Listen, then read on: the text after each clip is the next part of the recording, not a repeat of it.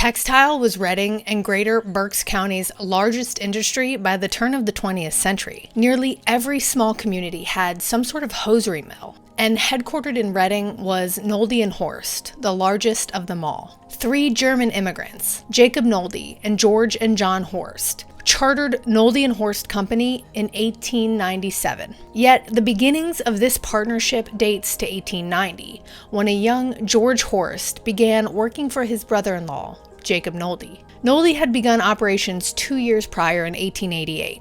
The first plant was located at 143 Cedar Street, and it was quickly outgrown. By 1896, they purchased the lot along Douglas Street between 9th and Moss. They quickly built a 3-story factory on the site, the oldest section of which being the corner of Moss and Douglas. Within 3 decades, the complex would take up the entire block. Tragedy struck on December 6, 1899, when a gas explosion on a singeing machine started a fire that rapidly ripped through the factory buildings. The December 7, 1899 Reading Times was headlined, "Death Stares in 600 Faces. Panic-stricken employees leap from the windows of Nolde and Horst's blazing mills." Over 75 workers were injured in that fire, but surprisingly there was only one death. The deceased was named Louise Clay, and the Reading Times reported that her coworker had seen her out on the sidewalk when she mentioned that she had valuable jewels inside and decided to go back for them. Clay's remains were found charred and unrecognizable in the corner of what was the office.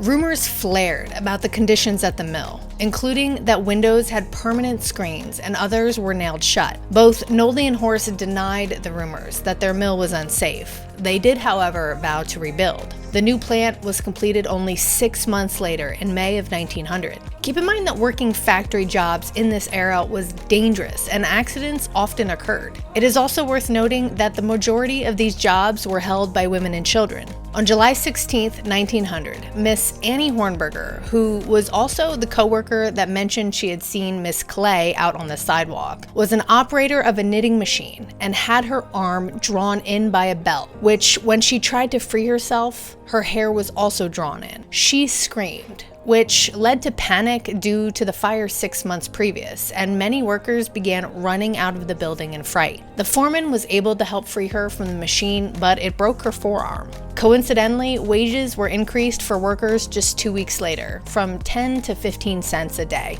An addition was constructed in 1902. Another was constructed the following year. Nolde and Horst quickly became one of the largest textile manufacturers in the United States. Jacob Nolde died unexpectedly in 1916, leaving George Horst at the helm of the business. At the company's peak in the 1920s, it employed around 2,000 workers. The 1930s were tumultuous for all textile companies due to the Great Depression, leading to changing federal labor laws and rising union influence culminating in more strikes. Things came to a head in June of 1933. Nolde and Horst, along with nearly every other local mill, was officially unionized by the end of that summer. The effort led to a 25% wage increase in 170 textile mills across Pennsylvania and New Jersey. George Horst died in 1934. Eventually, Hans, son of Jacob Nolde, took the helm of the company until its sale. Nolde and Horst was bought out by a group of New York-based businessmen in 1951. This site became the Reading Outlet Center, a hub of outlet stores and retail shopping in 1974. There was also a club on the top floor called Top of the Rock, which opened in 1993 and closed in 1997. The complex remained a prosperous retail hub until about the turn of the millennium.